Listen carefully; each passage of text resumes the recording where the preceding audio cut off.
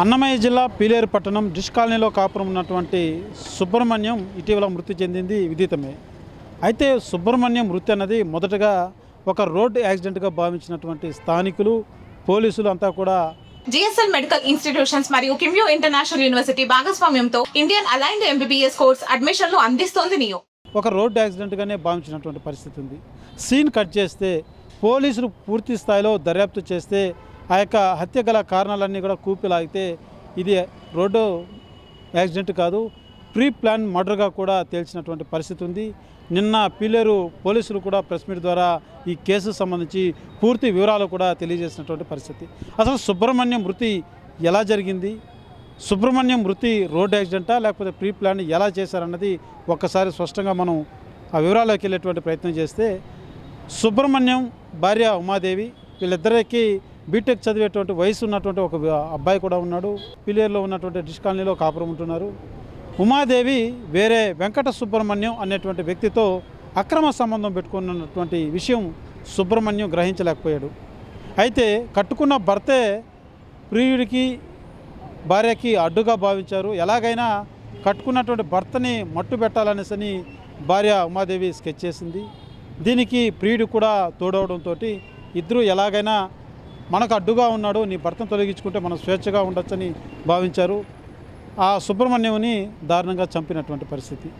ఇనుపరాడుతో ఒక రోకల బండతో అతి దారుణంగా తల మీద మోదీ రాడుతో కొట్టి చంపినటువంటి పరిస్థితి. అయితే ఇదంతా కూడా మొదటిగా హత్య అన్నటువంటి కోణం ఎక్కడే కానీ అనుమానం కలగలేదు, అటు పోలీసులు కావచ్చు, ఇటు స్థానికులు కావచ్చు. ఎందుకంటే ఒకసారి పూర్తిగా ఈ యొక్క కేసులో ట్విస్ట్ అయినటువంటి ఒక అంశం ఏంటి అంటే, ఈ ఉమాదేవి తన ప్రియుడు వెంకట సుబ్రహ్మణ్యం వీళ్ళిద్దరూ చేసినటువంటి పన్నాగం, అతను చంపిన తర్వాత ఎవరైతే ఉమాదేవి భర్త సుబ్రహ్మణ్యం చనిపోయాడో, చనిపోయిన తర్వాత అతన్ని ఒక మూట కట్టుకొని ఎత్తుకొని వచ్చి పీలేరు మదనపల్లి బైపాస్లో తెచ్చి అక్కడ ఈడ్చుకుంటూ రోడ్డు పక్కన పడేసినటువంటి, రోడ్డు మధ్యలో పడేసినటువంటి పరిస్థితి.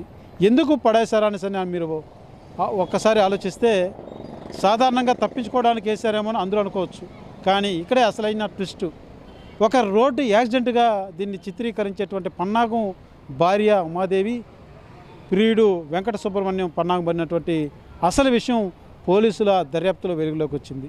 అయితే సుబ్రహ్మణ్యంని ఎలాగైనా ఇప్పటి నుంచో తొలగించుకోవాలని భావించినటువంటి వీరిద్దరూ కూడా సుబ్రహ్మణ్యం మృతి ముందు రోజు పక్కా ప్లాన్ వేశారు. అన్నంలో అతను తినేటువంటి ఫుడ్లో నిద్ర మాత్రలను అధిక మోతాదులో కలిపి అన్నంలో పెట్టింది భార్య ఉమాదేవి. ఆ అన్నం తిన్న తర్వాత సుబ్రహ్మణ్యం పూర్తిగా నిద్ర జాడలకు బాగా జారుకున్నటువంటి నేపథ్యంలో, బాగా నిద్రపోతున్నటువంటి సమయం చూసి ఆ సమయంలో ఒక్కసారిగా భార్య ఉమాదేవి, ప్రియుడు వెంకట సుబ్రహ్మణ్యం ఇద్దరు ఒక్కసారిగా దాడి చేసినటువంటి పరిస్థితి ఉంది. ఈ నేపథ్యంలోనే ఇక్కడ కూడా మరొక ట్విస్ట్ నెలకొందని చెప్పాలి. కొడుకు ఒక రూమ్లో నిద్రిస్తున్నటువంటి తరుణంలో ఆ రూముకు గడి పెట్టేసి ఆ అబ్బాయి బయట రానియకుండా వీళ్ళిద్దరూ కూడా సుబ్రహ్మణ్యాన్ని మట్టుబెట్టినటువంటి పరిస్థితి.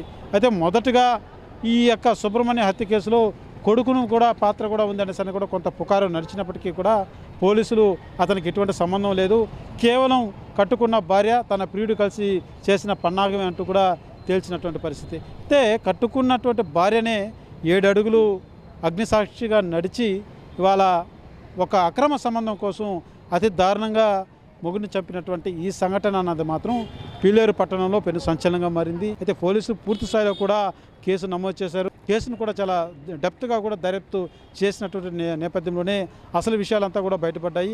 అతి త్వరగా కూడా కేసును కూడా పీలేరు పట్టణ పోలీసులు ఛేదించినటువంటి పరిస్థితి ఉంది. ముద్దాయినటువంటి ఇద్దరిని కూడా అరెస్ట్ చేసి రిమాండ్ కూడా తరలించినటువంటి పరిస్థితి. అయితే స్థానికంగా ఉన్నటువంటి ఆ కాలనీవాసులంతా కూడా కొంత భయం, ఆందోళన వ్యక్తం చేస్తున్నటువంటి పరిస్థితి ఉంది. నిన్నటి వరకు అన్యోన్యంగా ఉన్నటువంటి దంపతులు, ఎక్కడే కానీ ఎటువంటి అనుమానం లేకుండా ఉన్నటువంటి ఆ ఉమాదేవి ఈ రకంగా వ్యవహరిస్తుందని అనుకోలేదంటూ కూడా ఆ కాలనీవాసులంతా కూడా కొంత ఆశ్చర్యానికి కూడా గురైనటువంటి పరిస్థితి పీలేరు పట్టణంలో నెలకొనింది.